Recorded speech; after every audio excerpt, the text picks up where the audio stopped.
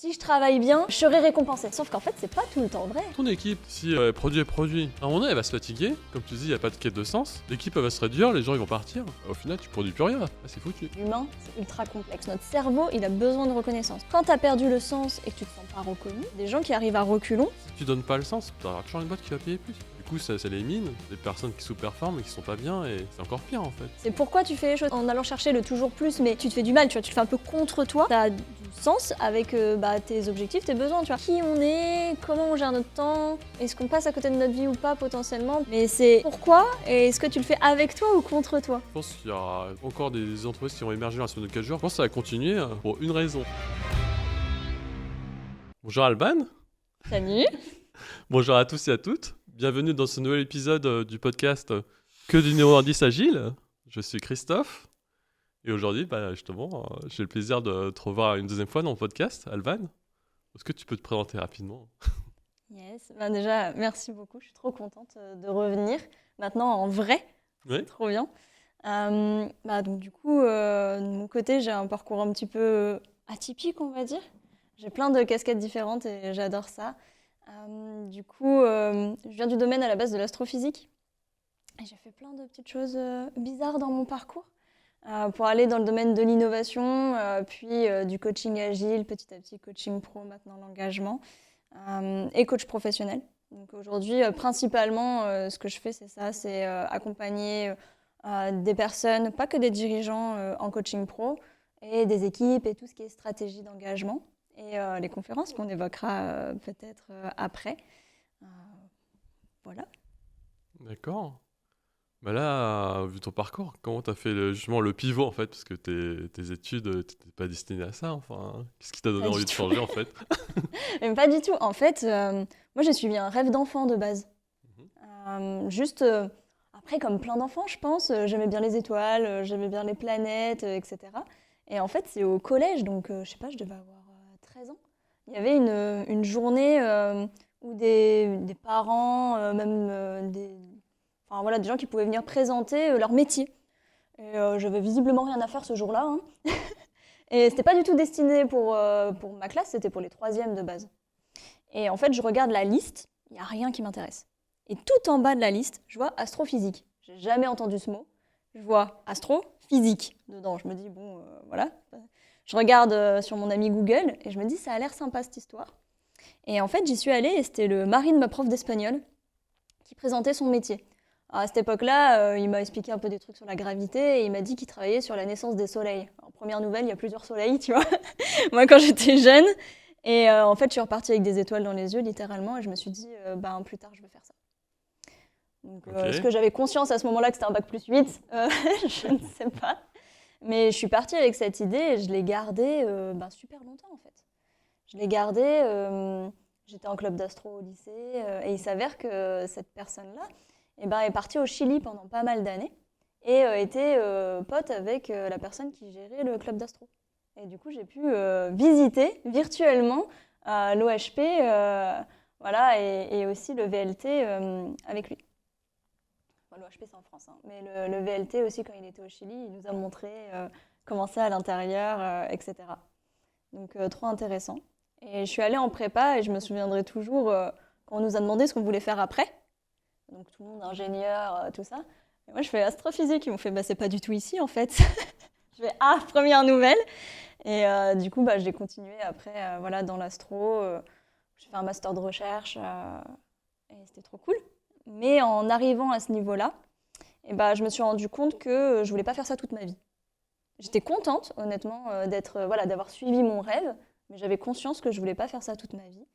Et du coup, j'ai commencé à regarder un peu autour. Et moi, j'aime bien la sérendipité. Et j'aime bien suivre aussi, l'intuition. Et il y avait un bâtiment rouge en face de mon labo de recherche. Je me suis dit, c'est quoi ce gros bâtiment rouge? Et c'était l'IAE de Grenoble. Ils avaient un master en innovation et design thinking. Je trouvais ça génial, j'ai postulé et voilà. J'ai découvert un nouveau monde. J'ai trouvé ça trop bien et je regrette pas. Et du coup, c'est comme ça que j'ai découvert le métier de coach agile et plus tard le métier de coach pro. Donc à chaque fois, tu vois, j'ai quelque chose qui tilte et je me dis, ok, c'est ça qui m'attire, je vais là-bas. Mais qu'est-ce que je ferais comme métier dans 10 ans? Franchement, je sais pas. Bah moi pareil, hein, quand j'étais à l'école, tu sais, je disais pour faire plaisir, ouais, je vais être développeur, je vais être ingénieur, mais ouais, j'ai suivi le flow, tu vois, mais j'avais aucune idée en fait, mais j'osais pas le dire en fait. Comme toi, j'étais passé par plein de choses, par le sport. Au départ, je pensais aussi être kiné, parce que j'aimais bien le sport, tu vois. Puis je me suis laissé porter par la vie, et puis voilà. Mais en sachant pas ce que je voulais faire, et c'était ok en fait. J'étais en paix avec ça, tu vois. Par contre, vis-à-vis du regard extérieur, j'étais un peu moins à l'aise. Mm. Toi, t'étais plus à l'aise justement pour. Bah, je sais pas à quel point c'était vu comme réaliste, Ouais. tu vois, ce que je voulais faire. Mais j'ai vraiment bossé à fond pour ça, parce que par contre, l'astro, franchement, t'as pas de vie sociale. Enfin, en tout cas, moi, j'avais très peu de Hmm. vie sociale, hein. Je bossais jusqu'à 1h du mat tous les jours, le week-end inclus. Je pouvais faire 12 heures de travail le week-end. Enfin, quand j'y repense, je sais pas si j'ai encore cette force de travail que ce que j'avais à cette époque-là. Ouais. Euh, voilà, si, après, c'est sûr que socialement, bah, c'est ultra reconnu. Donc, quand tu dis je suis en astrophysique, les gens ils font waouh. Alors que je me souviens vraiment quand je suis devenue coach agile, là, je suis coach agile, les gens ils disaient c'est quoi? Là, tout de suite, la différence de- d'image en fait de ce que ça reflète. Et je trouve ça intéressant de se poser la question aussi de ce que ça veut dire pour nous en fait notre travail. Ouais. Faut s'intéresser aux gens et à l'humain. C'est ça. Tu vois, quand moi j'étais développeur pendant 15 ans, ensuite j'ai pivoté, je suis passé Scrum Master, leader d'équipe, donc je m'occupe de l'orga, de la communication et aussi de la conduite du changement. Yes. Donc comment mieux communiquer, comment mieux bosser ensemble. Ensemble, c'est avec les équipes de dev, les équipes tech, mais aussi avec le client, aussi avec le business, aussi avec le marketing, aussi avec l'auto-management. Ça fait un écosystème vraiment énorme en fait. Et donc, ouais, il faut s'intéresser aux gens et c'est compliqué au départ, tu vois. Donc moi j'ai eu de la chance d'être formé, d'être accompagné par des coachs. D'accord, coucou à Johan et Anise.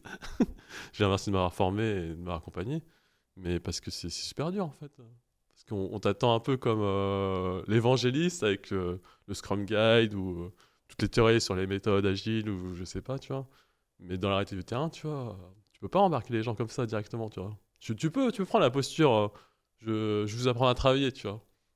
Moi, je le fais pas parce que c'est à double tranchant, tu vois. Enfin, les gens, ils sont en place depuis un moment, dans les boîtes. Enfin, ils ont leur méthode, ils ont leur point fort. Ils étaient là avant toi. Donc, à la limite, tu vois, ils ont pas besoin de toi au final, tu vois.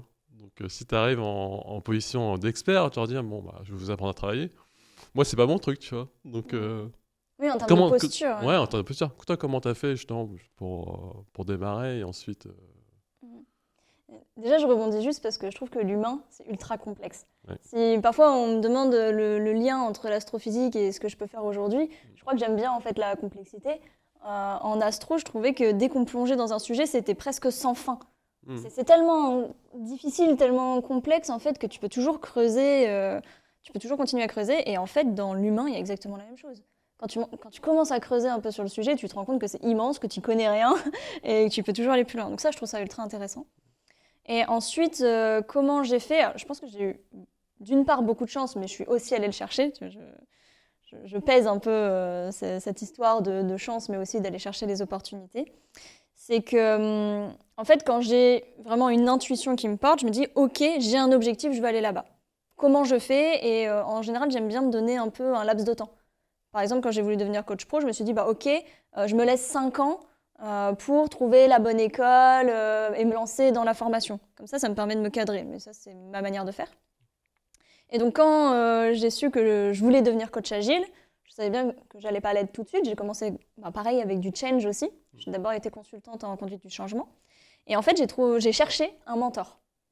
Ça a été mon premier réflexe. Et là, les Agile Tours m'ont énormément aidé. Et le premier que j'ai fait, c'est Agile Grenoble. Voilà, c'est mon Agile Tour de cœur. Et j'étais à Grenoble, accessoirement.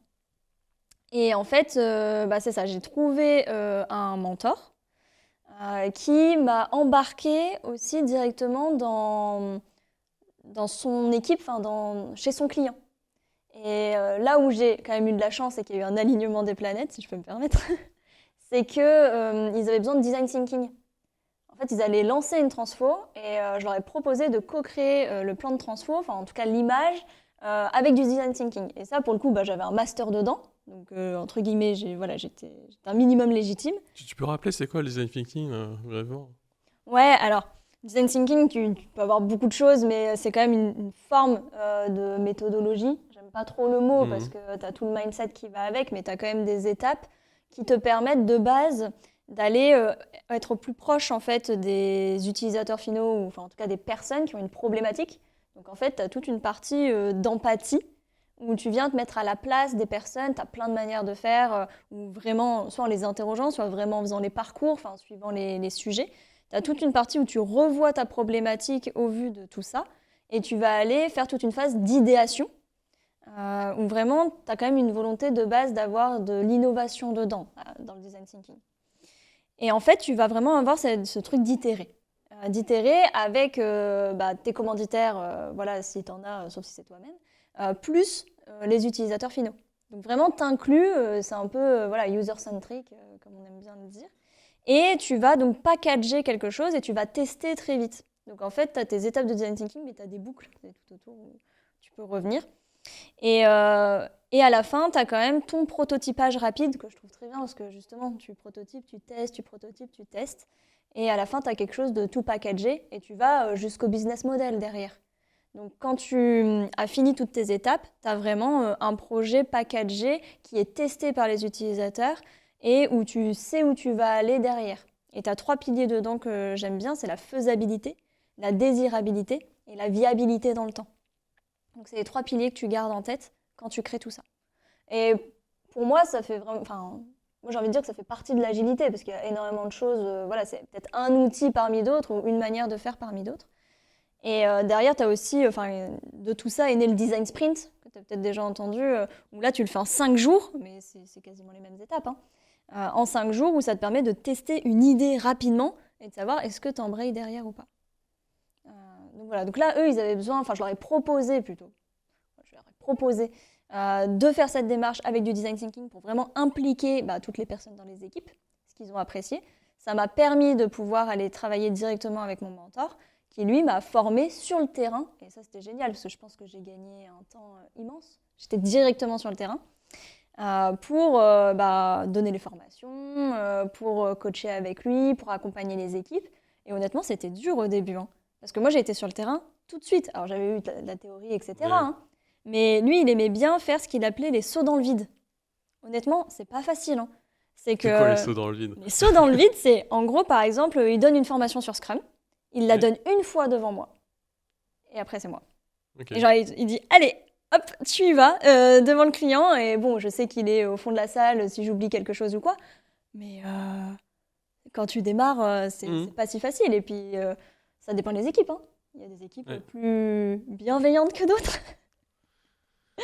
Voilà, donc c'était confrontant, on va dire. Moi j'étais développeur au départ, tu vois, donc moi tout ça, ce monde-là, je connaissais pas, tu vois. Donc, je peux comprendre qu'il y a des gens qui arrivent, qu'est-ce qu'ils font, tu vois, enfin, c'est quoi le truc, tu vois.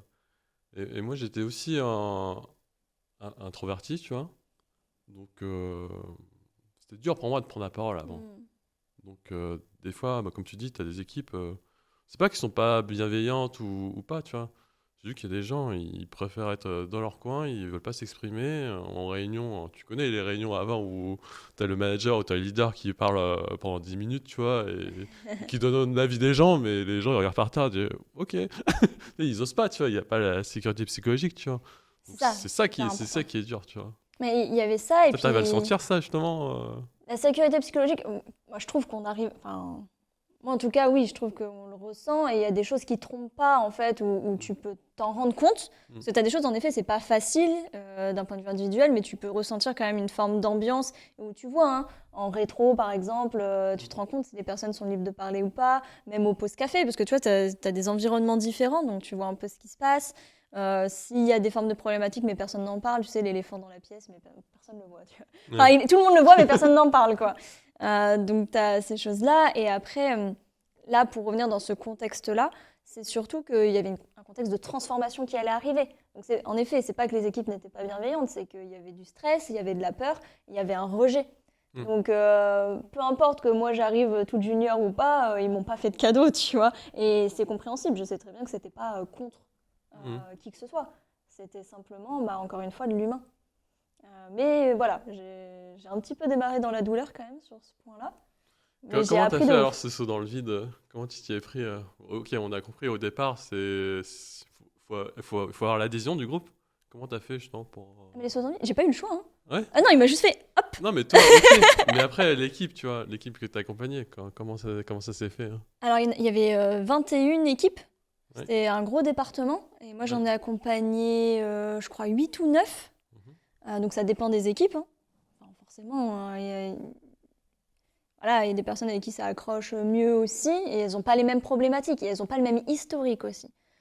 Donc, j'ai essayé de créer de la confiance petit à petit. Moi, j'aime beaucoup l'authenticité et la transparence. Donc, dire les choses. Et après, voilà, bien sûr, il y a des équipes où ça s'est super bien passé et d'autres, elles avaient d'autres problématiques, c'était un peu plus compliqué. Et il y avait aussi le fait que j'étais jeune et que je fais assez jeune aussi. Et c'est vrai que quand je suis arrivée, c'était un peu dur parce qu'ils se sont dit, c'est qui la gamine qui vient là nous donner des formations, nous apprendre la vie, quoi. Et j'entends en fait, tu Mhm. vois, mais c'était pas facile, ouais, c'était quand même pas facile à vivre. Ouais.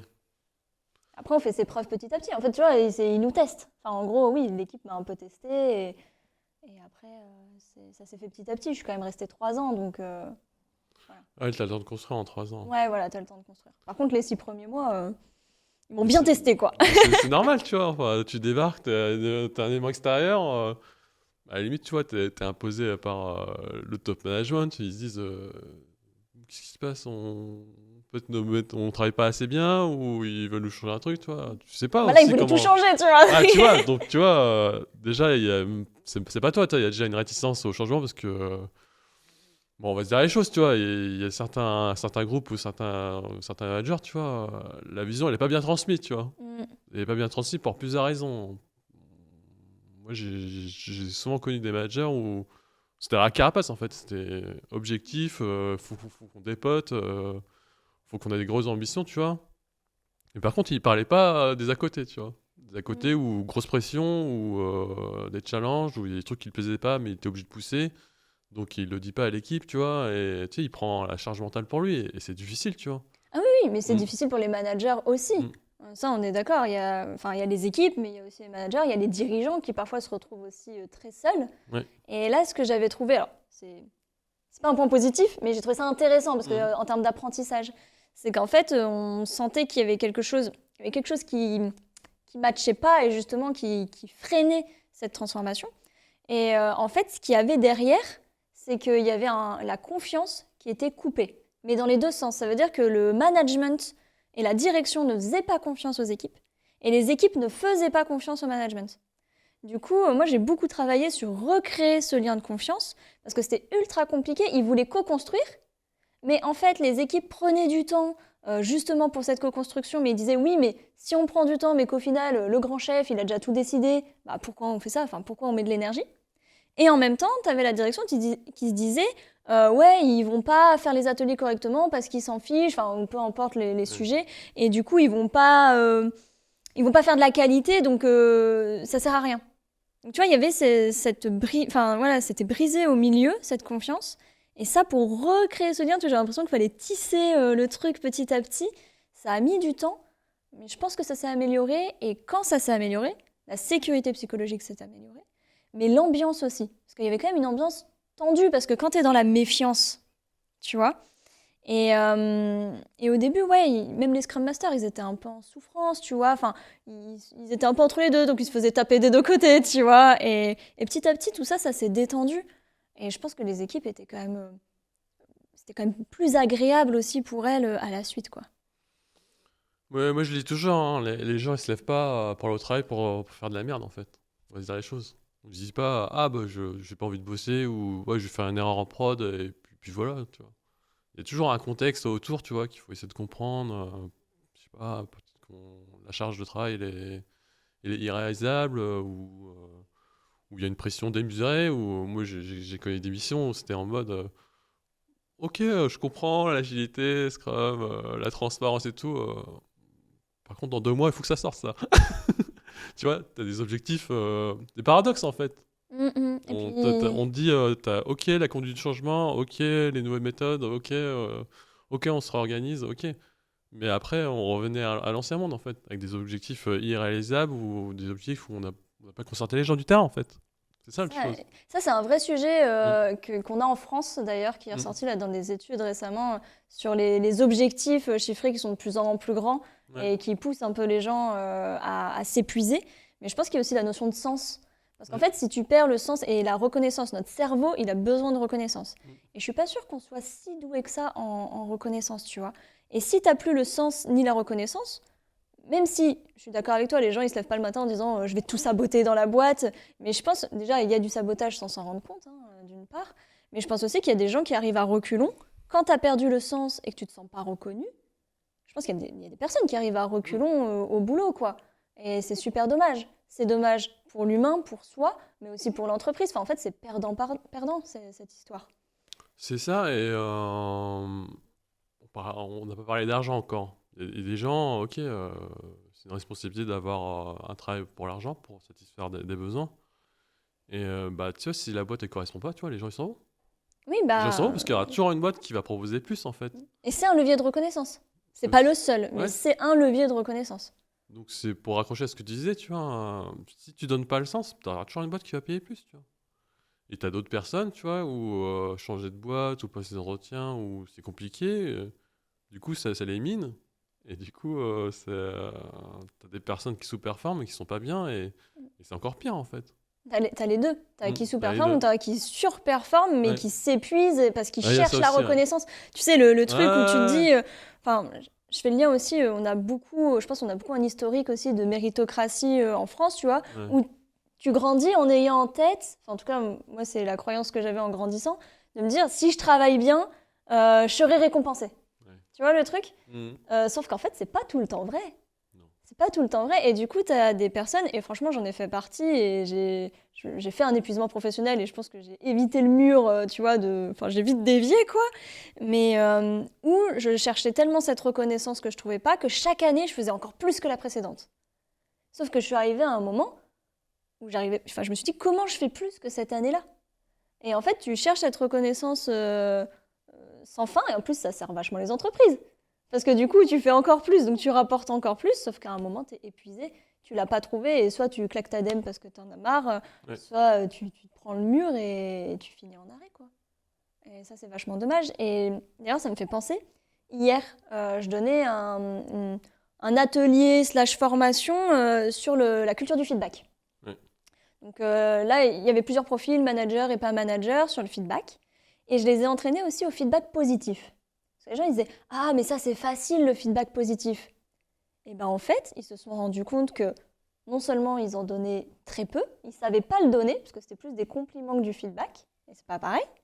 Et surtout, quand je les ai mis sur des cas pratiques, les personnes qui recevaient le feedback positif étaient mal à l'aise parce qu'elles attendaient le « mais » à la fin. Ouais. Le « mais quelque chose »,« mais il y a un truc qui ne va pas ». Donc en fait, ça me prouve bien qu'on n'a pas l'habitude de recevoir ça. Non, mais tu connais le feedback sandwich. Oh non. Ah, mais c'est une réalité, tu vois. Enfin, je le vois encore trop souvent, tu vois, et c'est atroce. C'est interdit ça. C'est interdit, tu vois. Enfin, mais je vois tout le temps. Tout le monde le voit en plus. Mais c'est parce que, en fait, comme tu dis, en fait, c'est pas naturel aux gens de faire les feedbacks. Franchement, des gens qui sont propulsés coach, manager ou même scrum master, sur la fiche de poste, c'est marqué faire des feedbacks. Si t'as pas un peu étudié la question, tu te fais accompagner, c'est super dur. Il y en a où c'est inné, c'est ok. Il y en a d'autres, c'est super dur, tu vois. Enfin. Et ce que je disais, ouais, le feedback sandwich, c'est horrible. Le feedback sandwich, c'est quoi? Tu dis un truc positif.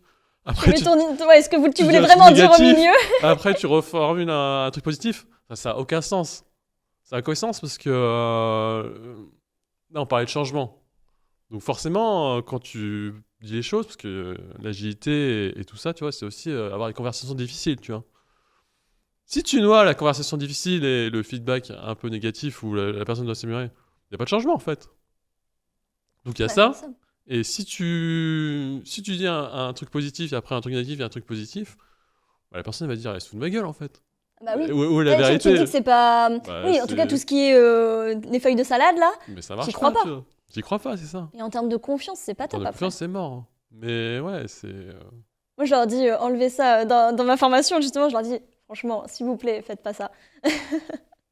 Non, mais c'est ça, c'est pour ça, dans les équipes que j'accompagne, ou même en entretien, quand on me demande comment tu t'y prends avec les équipes tech, à faire discuter avec les product owners et tout, je dis comment on s'y prend aussi avec les managers à accompagner. Parce qu'il y a aussi ça aussi à accompagner. Ah bah oui. Parce que sinon, c'est toujours pareil. Les équipes des potes, c'est des équipes qui lead par l'exemple. Donc si le top management ne montre pas l'exemple, comment veux-tu que le reste avance, tu vois, enfin, tu peux pas adhérer les gens comme ça, tu vois, enfin. Au départ, tu peux les adhérer avec l'argent, ok, ça peut être un levier.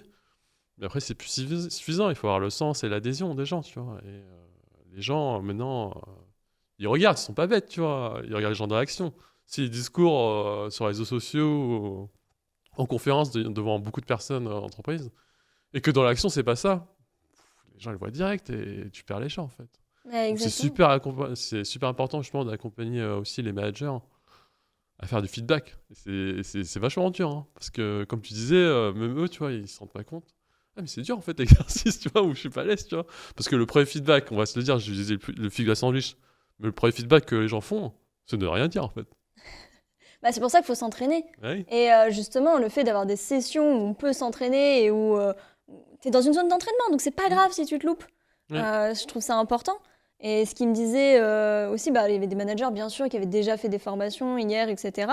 Mais il y a plusieurs années. Et il disait qu'en fait, tu oublies aussi assez vite, parce qu'après, tu es sur la réalité du terrain et tu oublies de mettre les formes ou machin. Ils se rendent pas compte qu'ils font un feedback devant l'équipe. Ou il y a eu plein de petits témoignages, parce que je leur ai fait aussi se rappeler des feedbacks qu'ils ont eus. Il y a Mhm. une personne qui me disait, ah bah, moi j'ai eu un feedback dans un escalier, tu vois, enfin, entre deux réunions. Et tu fais, bah, c'est compliqué, quoi. Donc, clairement, ça s'accompagne, ça s'apprend, et surtout, ça s'entraîne. Ouais. Ça s'entraîne. Et d'ailleurs, tu me donnes l'ouverture, là, quand tu parles des dirigeants et des managers, c'est que pour moi, ils ont un impact très fort, en fait, sur l'équipe. Et je pense que la posture, mais aussi les croyances, donc tout notre système de pensée, voilà, toute notre vision du monde, eh ben, je pense que ça a un vrai impact sur les équipes ou sur la boîte, suivant la taille de l'entreprise aussi. Pour moi, la posture et les croyances du dirigeant ou de la dirigeante impactent directement le reste de l'entreprise. Moi, je suis totalement d'accord avec toi, tu vois, enfin. Je vais balancer la chaussure, hein. Avant, quand je cherchais du travail, je regardais toujours les boîtes avec le nom enflant, le gros chiffre d'affaires, tu vois. Je peux dire que ça m'intéresse plus, ça. Je regarde, bien sûr. Mais je regarde maintenant bah, les dirigeants, en fait. C'est quoi le message qu'ils transmettent? C'est quoi le truc, tu vois? Ok, tu vois la boîte, ils balancent sur leur site internet leurs valeurs et tout. Ah, mais non, moi je suis sceptique de ce genre de truc, tu vois. Parce que je sais que dans la réalité, des fois, ça correspond pas, tu vois. Enfin, on fait les beaux, mais une fois que t'es dedans, c'est plus si beau que ça, tu vois. Par contre, quelqu'un qui prend la parole, ou qui est aussi à aligner, tu vois, à exprimer sa vision, et aussi à la partager, et qu'elle est vraie aussi à l'intérieur, là, ça change tout, tu vois. Enfin, même pour recruter, tu vois. Enfin, Mm, mm. C'est ça, mais je pense que c'est pertinent et il me semble, alors on ne connaît pas bien les stats là-dessus parce qu'il y a plein de ouais. dirigeants et dirigeantes qui ne veulent pas dire qu'ils ont été coachés, par exemple. Enfin, en tout cas, moi j'ai déjà coaché des Ouais, personnes ouais. qui ne voulaient pas l'afficher. Mhm. Mais globalement, beaucoup quand même de hauts dirigeants et dirigeantes se font accompagner. Et je pense que c'est un vrai sujet pour comprendre eux-mêmes, en fait, leur vision du monde et comment ça impacte en dessous. Enfin, là, tu vois, je parle même pas de systémique, mais en fait, c'est carrément relié à Mhm. la systémique derrière. Même juste leur vision de l'argent. Je sais Ouais. que voilà, il y a des personnes qui sont spécialisées là-dedans. Mhm. Où en fait, juste ta vision de l'argent et tes croyances sur l'argent impactent en fait ta manière de diriger et comment ça se rejoue derrière. Et là, je vais me parler d'un autre point qui est pareil, je trouve que c'est flagrant. J'ai fait une table ronde le mois dernier sur la flexibilité au travail. Et il y avait plusieurs CEO et directeurs, directrices d'entreprises, soit la semaine de 4 jours, soit congé illimité, flexibilité des horaires, plein de formes. Et des boîtes qui ont même tout mis en place, ouais, qui ont congé limité plus semaine de 4 jours, enfin c'est hallucinant. Mhm. Et un des dirigeants, justement, qui a mis en place, lui, donc les congés limités dans son entreprise, bien sûr, il y avait plein de questions. Est-ce que les gens, ils en prennent plus qu'avant, machin, etc. Et eux, la seule chose qu'ils suivent, c'est si les gens ont bien pris leurs congés qu'ils sont obligés de prendre, enfin, tu vois, d'un point de vue Mhm. légal, mais tout le reste, ils ne le remontent pas. Alors oui, s'ils allaient dans l'outil, ils pourraient le remonter, mais aujourd'hui, ils ne le remontent pas, donc ils n'en savent rien. Mais ce qu'ils disaient, c'est que si lui-même, en tant que dirigeant, il prenait que 3 jours dans l'année ou que 3 semaines dans l'année, eh ben, les gens ne prendraient pas leur congé. Voilà, donc il y a un vrai impact. Mais que si les gens voient qu'il prend ses congés, qu'il part, voire qu'il en prend peut-être plus que ce que la norme voudrait, etc., eh ben, les gens se sentent plus libres de pouvoir aussi utiliser ce levier-là. Non, mais il faut montrer l'exemple, en fait. C'est ça. C'est bête à dire, avec les réseaux sociaux, tu peux prendre la parole et tout, ok, tu vois, enfin, c'est devenu commun de prendre la parole et tout. Par contre, il faut montrer l'exemple dans l'action, en fait. Parce que si tes paroles ne correspondent pas à ce que tu fais, tu vois, les gens, ils voient, tu vois, enfin, là, tu prends l'exemple-là, bah, ok, congé limité, mais si le gars, le dirigeant, Il va jamais, il va jamais, les gens, ils vont pas oser, il faut se dire, ah, ok. Mais c'est ça, en fait, on se rend même pas compte Ouais. ça décalque un peu. Ouais. Et je me rends compte aussi quand on fait. Enfin, moi, je suis consultante, donc c'est vrai que je fais plusieurs missions, je vais à plusieurs endroits, et c'est vachement intéressant d'avoir un regard extérieur, je pense même pour les équipes. Mais quand tu restes trop longtemps, et c'est pour ça que moi, j'aime bien avoir toujours 2 missions en parallèle, au moins, c'est que tu prends vite les biais. Ouais. Tu vois, au bout d'1 an, tu commences à prendre les biais et tu te rends compte. Moi, je vois vraiment, j'ai des clients très, très différents, des contextes très différents, et je vois des manières de travailler qui n'ont rien à voir. Mhm. Tu vois, et tu peux vite tomber dans un truc, tu vois, quand les gens ils te répondent à 3h du matin, quand tout le monde part à 19h, et ben petit à petit, tu commences à te décaler pareil. Et d'un coup, tu vas à un autre endroit où à 17h30, en fait, c'est réglé pour tout le monde, il n'y a plus personne, et ben tu vois, tu commences à te décaler dans l'autre sens. Enfin, donc il y a un vrai impact, en fait, de l'environnement autour. Non, non, ça c'est. Après, on attaque la notion de vulnérabilité. C'est que les gens, bah, si tu disais c'est dur de te faire les feedbacks, c'est encore plus dur d'être vulnérable, tu vois. Enfin, C'était le sujet de mon TEDx, donc clairement, c'était l'authenticité et donc justement accepter de pouvoir montrer sa vulnérabilité. Mm. Et encore, c'est des projections qu'on met derrière. Mm. Qu'est-ce qui est positif ou négatif, tu vois, dans tout ça? Pour moi, on est simplement humain. Mm. C'est nous qui on projette des choses. On va se dire, ah, je vais être moins productif, moins productive. En fait, parfois, j'ai l'impression qu'on est en concurrence avec nous-mêmes. Tu vois, on doit toujours. Là, bah, ça va vers le sujet que je t'avais dit que j'avais un peu envie d'évoquer aussi, c'est que là, les stats en France font peur au niveau du burn-out. Et apparemment, on commence même à être les meilleurs là-dedans en Europe. Bah, allons-y, hein. On sur ça, là. Tu vois, C'est quoi que t'as vu? et bah, c'est ça. Et je me dis, en fait, de base, moi, je sais pas si je suis la seule, mais je pensais que toute la technologie, toutes ces évolutions allaient nous faire gagner du temps. Qu'en gros, on allait être allégé. Et en fait, au contraire, j'ai l'impression que ça accélère et que nous-mêmes, on a mis un truc qui allait trop vite pour nous. C'est que, bien sûr, notre esprit, il est illimité. On peut penser à plein de trucs, mais notre temps, déjà, est limité dans notre vie. Et notre corps a des limites. C'est une machine qui a besoin de dormir, qui a besoin de se régénérer, etc. Et j'ai l'impression qu'on commence à aller même trop vite pour nous-mêmes, comme si on était en concurrence avec ce qu'on crée. Et ça me fait un peu peur, hein, personnellement. Et il n'y a jamais eu autant de burn-out que maintenant. Et il y a bien sûr le côté du management qu'on a évoqué, parce qu'aujourd'hui, les managers, comment ils arrivent au poste de manager? Pas tout le monde, encore une fois, mais on a des personnes qui sortent des très grandes écoles, etc., un peu la culture des élites, qui en fait démarrent directement manager. Donc ils n'ont quasiment jamais été sur le terrain. Il y en a plein.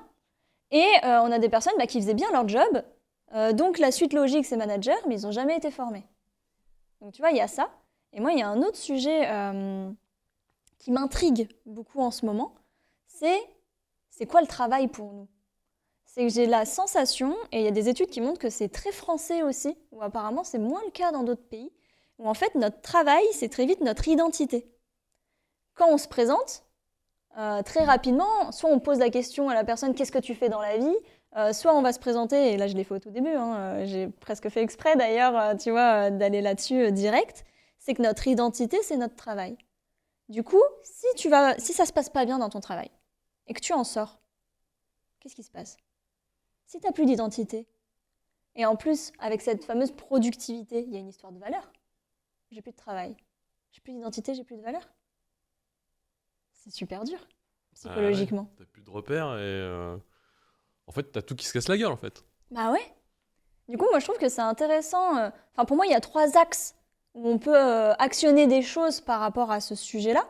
Parce que voilà, en gros, si je mets tout ensemble, on a le burn-out qui est en gros le symptôme visible, et derrière, on a la fameuse productivité, la méritocratie, le fait que le travail c'est notre identité, les problèmes de management. Tu mets tout ça ensemble. Pour moi, comment on peut sortir de ça ? Je vois 3 éléments. Le premier, c'est au niveau des entreprises, mais pas que, hein, ça peut même être la société, c'est déjà d'aller s'inspirer de ce que font les autres pays. Parce qu'en fait, il y a plein de pays qui ont vachement amélioré leurs conditions de travail, en termes de prévention, voilà, qui sont vachement avancés. Et nous, on ne s'inspire pas trop de ce qui se passe ailleurs. Donc il y a ça. Et du coup, nos conditions de travail deviennent moins bien que chez nos voisins en Europe, en tout cas. C'est ce que montrent les études entre 1995 et 2015. Donc nous, on régresse. Alors j'ai pas cette sensation que nos conditions de travail baissent. C'est juste que je pense qu'ailleurs, ça va mieux et nous, voilà, on n'avance pas là-dessus. Alors que le monde accélère. Donc ça, c'est le premier axe. Le deuxième, je pense qu'il y a quand même un sujet au niveau des managers, justement pour former les managers, mais surtout en termes de posture. Tu vois, tu le disais, la posture d'écoute active, la culture du feedback, on l'a évoqué, tu vois, et ses croyances. C'est quoi ma vision du monde, comment ça impacte ? Et le troisième axe, que je vois autant au niveau sociétal que individuel, c'est justement se poser la question, c'est quoi le travail pour moi ? Comment je m'identifie ? Et est-ce qu'il y a d'autres choses, en fait, qui font mon identité ? Comment je me dissocie un peu de ça et quelle place j'ai envie de laisser ? Tu vois ? Je pense que c'est des axes qui peuvent être intéressants à lever. Non, mais ça, c'est super important, la quête du sens. Hein.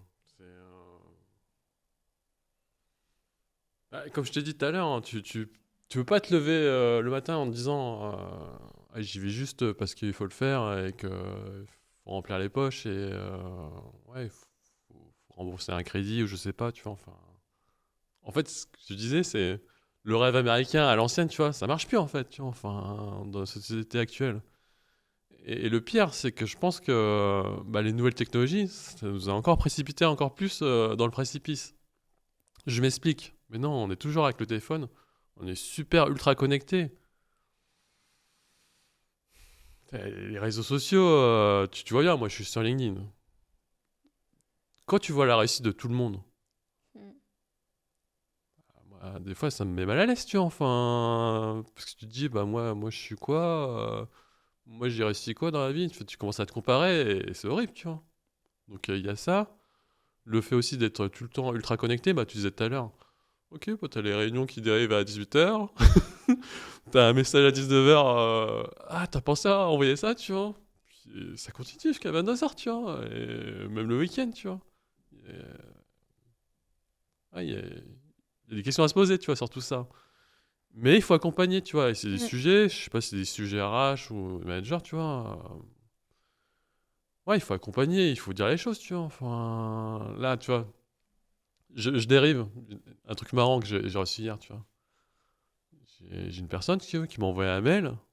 J'ai pas répondu tout de suite. Parce que j'étais en congé, elle le savait pas. Bon, ok. Elle a envoyé 4 mails pour me relancer, en fait.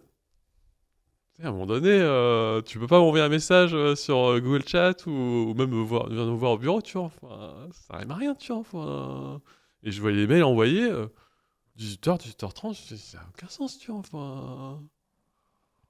Ça. Il y a une culture du tout rapide. Tu sais, t'as les réponses tout de suite, de l'immédiateté. Et sur ce que tu disais sur LinkedIn, moi, parfois, j'ai cette sensation d'être en retard. Ouais. Et j'ai l'impression les gens, ils ont 18 ans, ils sont déjà CEO, ils ont réalisé plein de trucs et toi, t'es là. Voilà, tu vois. Moi, j'ai cette sensation qu'il faut courir plus vite. Et pour rebondir, tu disais les gens ne vont pas au boulot juste pour payer leur crédit ou des choses comme ça. Après, je pense que c'est pourquoi pas. En fait, moi, justement, la question, c'est quelle place on veut donner au travail. Et il y a des personnes qui vont donner une grande place, mais en conscience, tu vois. Parce que ça leur plaît, parce que ça les booste, parce que ça répond à plein de besoins.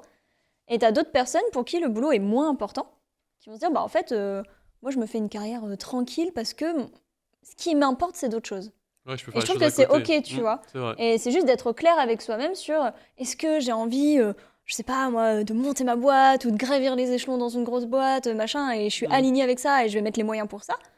Ou est-ce qu'en fait, moi, ce que j'ai envie de faire, c'est de voyager, c'est, je sais pas, d'avoir une vie tranquille, sans stress, et je choisis mon métier en conséquence. Et je sais que j'ai pas envie de devenir directeur d'un truc ou directrice d'un truc, quoi. Ouais. Tu vois, et c'est plus ce truc, tu vois, c'est cette conscience de pourquoi je fais les choses. Ouais, c'est ça. Et là, je tire un trait un peu négatif sur les technologies, les réseaux sociaux et tout. En fait, le truc, c'est pas se comparer, en fait. C'est pas facile, hein? C'est pas facile, hein, mais si tu te compares pas, la vie peut être plus belle aussi, tu vois.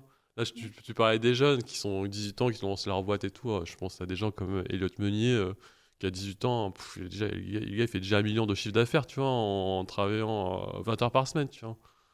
Enfin, moi, au lieu de me dire, c'est nul ce que je fais, tu vois, je regarde comment il a fait, en fait. Oui, bien sûr. Ça m'inspire, tu vois, et je me dis, tu vois, comme tu dis, il a trouvé un sens à sa vie, tu vois.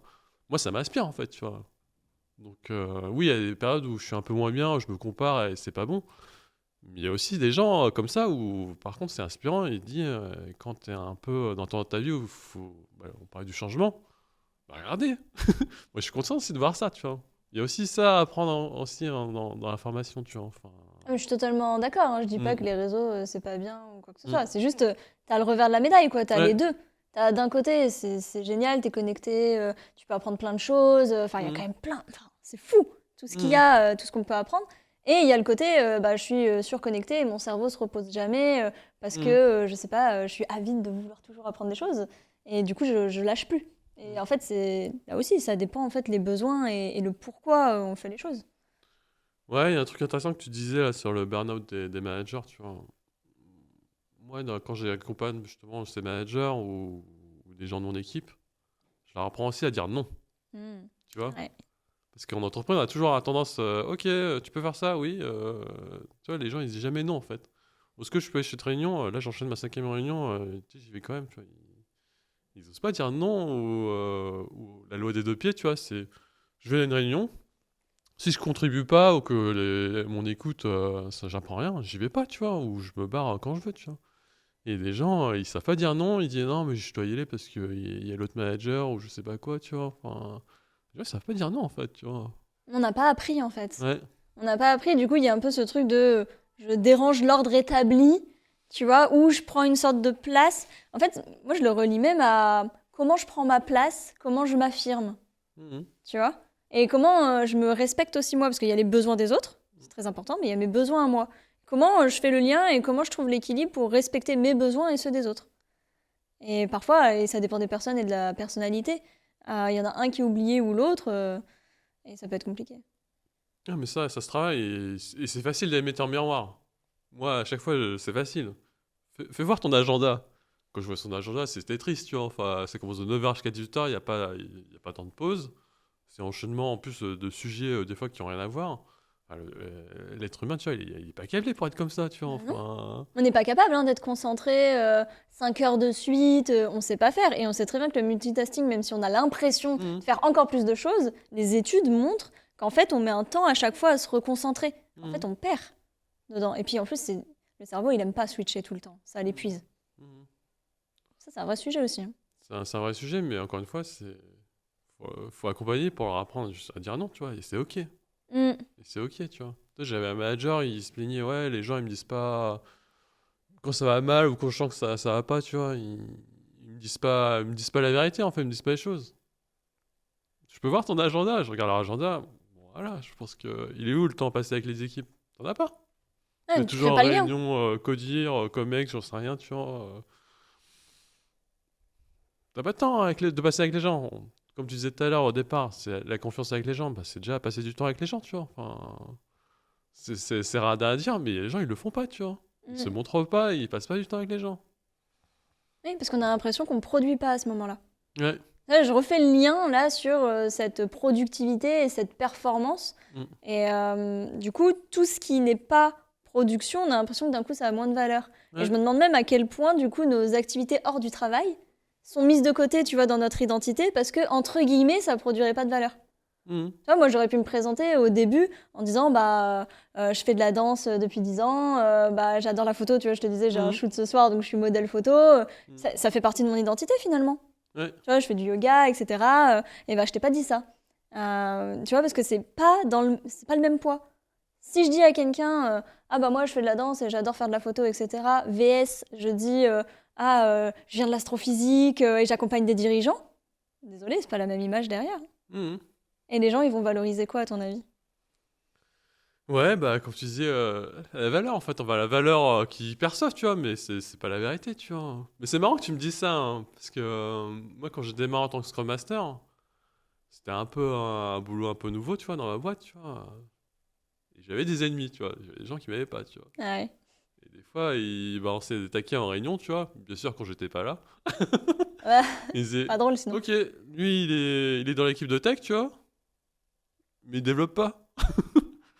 Tu sais, sous-entendu, putain, on paye un budget pour un gars qui est dans l'équipe et il ne développe pas, tu vois. Il disait pas, ouais, le gars il crée du lien, il crée de la facilitation, il crée du lien avec les gens, il crée de la com qui était inexistant avant avec l'auto-management ou avec le business, tu vois. Pour lui, il disait, ouais, bon, le gars il est cool, il est là pour faire sourire les gens, pour que les gens aillent mieux, entre guillemets, c'est moins important que produire, tu vois.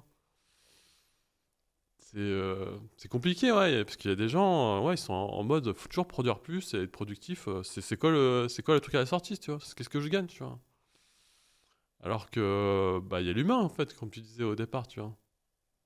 Ton équipe, si elle produit, à un moment donné, elle va se fatiguer. Comme tu dis, il n'y a pas de quête de sens. L'équipe, elle va se réduire, les gens, ils vont partir. Bah, au final, tu produis plus rien, au final, et puis après c'est foutu. Oui, le sens, c'est un des piliers de Ouais. l'engagement et c'est quand même un gros pilier de l'engagement, quoi. Et la reconnaissance aussi, mais Mais- le management aussi. Enfin, tu vois, tu as plusieurs piliers à l'engagement et si tu en enlèves un, tu vois, tu commences un peu à boiter. Si tu en enlèves deux, bah, voilà, tu vas te foirer, quoi. Moi, j'ai toujours pensé, penser court terme, c'est souffrance long terme, tu vois. Ouais. C'est sûr, enfin, oui, tu vas avoir une équipe qui dépote, qui va produire toujours plus, plus, plus. À un moment donné, ça va s'épuiser et après, ça va être la banqueroute. C'est ça, et puis ça s'épuise à plusieurs niveaux. Toi, tu Mm. disais le burn-out des managers, pour moi, c'est le burn-out, enfin, tu vois, de peu Mm. importe en fait ton poste. Et je pense qu'il faut pas mettre tout le dos, enfin, tout sur le dos de l'équipe ou tout sur le dos du Ouais. manager. Pour moi, tu vois, si on regarde d'un point de vue systémique, tu sais, tu as le principe que si tu Mm. prends A et B, A agit sur B et B agit sur A. Tu vois, tu as, Mm. le principe comme ça de réciprocité dans un système. Mais en fait, le manager, il agit sur l'équipe et l'équipe agit sur le manager, en Ouais. fait. Et du coup, c'est un accompagnement, pour moi, tu vois, qui devrait être plus à tous les niveaux.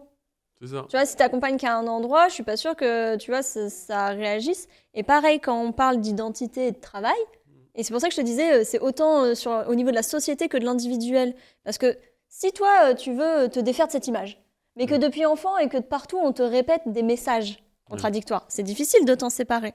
Mais en même temps, même si la société changeait, mais que toi, tu gardes tes croyances, pareil, ça bouge pas. Donc, tu vois, c'est bien les deux, pour moi, qui doivent un peu, tu vois, se fluidifier, j'ai envie de dire, pour que ça évolue. Mm. En tout cas, c'est ma vision, tu vois. Je dis pas que c'est la vérité, mais c'est ma Non, non, vision. mais moi, c'est ça, hein. Moi, à chaque fois que je passe des entretiens en tant que Scrum Master, on me dit, ouais, comment t'accompagnes les équipes tech et tout. Il y a aussi, est-ce que j'ai accès aux clients, est-ce que j'ai accès au top management, est-ce que j'ai accès aux gens du marketing. C'est super important en fait. Comme tu disais, tu peux pas, oui, tu peux bouger à l'échelle des techs et tout, ok. Mais à un moment donné, tu vois, il faut que tu bouges aussi l'environnement autour. Parce que si t'as, entre guillemets, l'équipe tech qui est agile, mais derrière, c'est l'éléphant dans la pièce et c'est pas agile du tout, enfin, Bah, du coup, ça l'est pas. ça l'est pas. Ouais, tout simplement. Bon, si ça l'est pas, c'est ok, tu vois. Mais par contre, tu peux pas me dire, ouais, on va changer. Mm. Enfin, il faut que cette équipe, elle change. Tu sais, c'est une injonction, c'est un paradoxe. Oui, je veux que cette équipe soit plus agile, je veux que cette équipe soit plus autonome. Mais tu vois, tu pars d'une injonction, donc si elle le devient, ok, mais ça part d'une autorité, ça part de toi, tu vois. Et si elle arrive pas, bah elle arrive pas, échec et mat. Enfin, c'est un paradoxe. Et on revient au why. Ouais. Pourquoi? Est-ce que c'est juste de la com pour aller recruter des personnes ou parce que c'est la mode? Tu vois, Mhm. ou est-ce qu'il y a vraiment une réflexion derrière sur pourquoi on veut aller sur cette manière-là de travailler, tu vois? Ouais. Bah, la comparaison, ça marche chez le voisin, je veux la même chose. Je veux que ça marche chez Ah moi, ouais, tu mais vois. bon, ça fonctionne pas comme Mais ça, hein. il y a des trucs qui peuvent marcher, tu vois. Bah, allons, Oui. justement, tu parlais de chez les voisins que ça allait mieux et tout. Moi, j'ai vu qu'en Angleterre, la semaine de 4 jours, elle marche bien, tu vois. Allons dans ça, tu vois. Enfin, Ouais, bah sur le pilote, ça ouais. marche bien. Parce que justement, tu vois, en fait, là, dans les dernières stats qui sont sorties, Mm. Nous, on est classé dans les premiers sur le burn-out, mais l'Angleterre aussi. Et Ouais. du coup, je me suis posé la question à quel point, justement, aussi ces pilotes se sont mis en place, parce que aussi il y a des problématiques, tu vois. Je pense qu'il y a des pays qui ont été précurseurs, qui l'ont vu en amont, et tu vois, je vais pas dire qu'ils l'ont fait pour les bonnes ou les mauvaises raisons, mais qui ont vu en amont qu'il y avait un vrai souci du bien-être des personnes, et du coup, qui l'ont fait tout de suite et tout va bien. Et je pense qu'il y a d'autres pays ou sociétés qui le font en réaction. Tu vois, genre, c'est un peu trop tard, il est temps de faire quelque chose. Donc, plus tu le fais tôt, je pense, mieux c'est. Mais oui, en effet, il y a eu le pilote. Bah là, il y a aussi un pilote qui se lance en France. Il y en a en Espagne et en Allemagne aussi en ce moment. Donc ça, je trouve que les pilotes, c'est top parce que ça te permet vraiment d'avoir les stats, même si c'est compliqué à mettre en place parce que ça implique pour les entreprises de vraiment donner toutes leurs stats quoi, pour l'étude. Mm. Et oui, donc la semaine de 4 jours, pour moi, elle a plein de bénéfices. Alors, rappelons par contre le cadre, parce que tu sais, il y a Ouais. la semaine de 4 jours et la semaine en 4 jours. Hein. Ouais. Il y a quand même des grosses différences. Ouais, il y a semaine de 4 jours avec réduction de salaire, donc c'est pas semaine de 4 jours, tu vois. Alors ça, réduction salaire, c'est à 80%. Ouais. Voilà, là, on est vraiment hors du cadre, on est d'accord. La semaine de 4 jours, tu gardes le même salaire, mais tu diminues le temps de travail. Alors que la semaine en 4 jours, tu sais, tu compresses tout, et du coup, tu as des journées plus longues. Qui pour moi, enfin, dans ma vision, c'est contre-productif, parce qu'on l'a dit, on n'est déjà pas capable de se concentrer. Et là, tu fais encore plus, les personnes qui ont des enfants, c'est encore pire. Enfin, voilà, ça fonctionne. Enfin, je suis pas sûre que ça fonctionne bien. Par contre, la semaine de 4 jours, c'est le fait de réduire le temps de travail. Et en fait, je pense qu'on a une grande marge de manœuvre et de progression sur le fait de mieux, j'aime pas le mot gérer, mieux utiliser notre temps au travail. Tu disais, tu vois, il y a des réunions, parfois, t'apportes rien, Ouais. mais aussi le fait de switcher tout le temps et d'avoir plein de trucs, en fait, t'es moins opérationnel. Tu vois, ton cerveau, il est un peu plus au ralenti. Moi, aujourd'hui, ça fait 1 an et demi que je suis à la semaine de 4 jours. Et clairement, je travaille plus de la même manière. T'as moins de fatigue, je suis plus concentrée et j'avance plus vite. Alors, j'ai pas plus de facultés que les autres. Hein. J'avance pas plus vite parce que je suis meilleure que les autres. C'est juste que mon cerveau, il est peut-être dans des meilleures conditions. Parce que j'ai moins cette fatigue, moins tout ça. Et donc aujourd'hui, c'est un petit peu... Ouais, la semaine de 4 jours, c'est un peu mon dada pour ça. Je trouve qu'en termes de confort de vie, toutes les personnes qui sont passées au 4/5e, enfin à 80%, et qui ne veulent pas revenir en arrière, c'est aussi pour ça. Par contre, pas tout le monde peut se permettre de perdre 20% de son salaire. Il y a ça aussi derrière. Et il y a ça, et il y a aussi, on l'avait évoqué hein, dans le premier épisode du podcast, c'est que pour moi, c'est aussi un vrai levier d'inclusion et donc d'humanité, parce qu'on ne vit pas avec les mêmes contraintes. Et tu parlais d'authenticité. Combien de personnes aujourd'hui pourraient avoir une RQTH, tu vois, ou des aménagements parce qu'ils vivent avec une maladie chronique, un handicap ou quoi que ce soit, mais qui n'est pas visible. Hein. Rappelons que la majorité ne sont pas visibles, donc c'est pas écrit sur ton front. Et en fait, vont le cacher de peur d'être vus comme moins productifs ou moins bien que les autres salariés. En fait, quand tu as ta semaine de 4 jours, ça te laisse un souffle par rapport à ça, parce que tu peux pas forcément suivre le même rythme que les autres, et c'est assez injuste parce que tu peux rien. Tu vois, moi, ça m'a vraiment libérée là-dessus parce que je vis avec 2 maladies chroniques même maintenant. J'adore rallonger la liste, c'est trop drôle. Et ça a vraiment changé là-dessus. J'ai moins de stress, je suis moins fatiguée. Enfin, je peux m'occuper de ma santé, je peux m'occuper de moi. Tu vois, c'est ça. Il y a une phrase que je disais le jour où on t'a dit que ce sera en ligne, mais pour l'instant, il ne l'est pas encore. C'est, je disais, j'ai plus besoin de choisir entre ma santé et ma carrière. C'est chaud de devoir choisir entre les deux. Parce que si j'ai pas ma santé, je fais plus rien. Ton corps, à un moment, s'il s'arrête, tu vas pas loin, quoi. Donc je pense que ça, c'est un vrai levier, mais c'est un parmi d'autres. Je pense que la flexibilité au travail, plus l'authenticité, peuvent venir faire changer les choses dans le monde du travail. Non, mais t'as raison. Mais tu vois, sur la semaine de 4 jours, on en avait parlé la dernière fois. Justement, quand t'as des maladies chroniques ou t'as besoin de voir des spécialistes, tu disais, le week-end, ils travaillent pas, tu vois. Ah non, tu peux pas les trouver, hein, à moins d'aller aux urgences parce que c'est trop tard. Si t'as la semaine de 4 jours, t'as une journée, entre guillemets, pour toi, en mode Beyoncé, je me traite bien et je prends soin de moi, tu vois. Ça change tout, tu vois, juste pour prendre un rendez-vous avec un spécialiste, tu vois. Et on en parlait aussi, même si t'es en télétravail, tu vois. C'est pas pareil. C'est pas pareil, regarde, je répète l'exemple qu'on avait donné. je vais chez le médecin. Ok, je suis en télétravail, j'ai le temps d'aller chez le médecin. Le médecin, il a 40 minutes de retard. Moi, j'étais en mode, ben putain, moi, il faut que je retourne au boulot, machin bidule, j'ai un meet à C'est trop 14h. stressant. C'est trop horrible, enfin. Puis tu cours.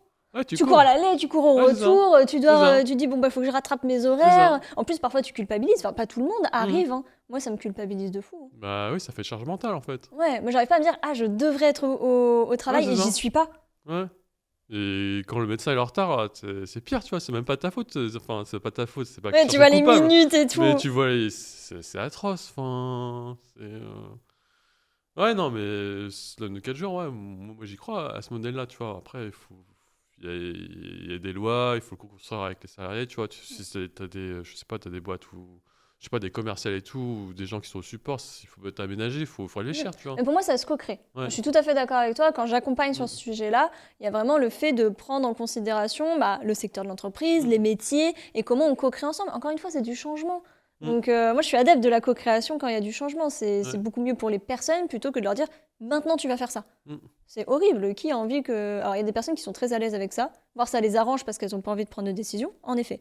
Mais globalement, on n'aime pas trop recevoir des ordres, hein.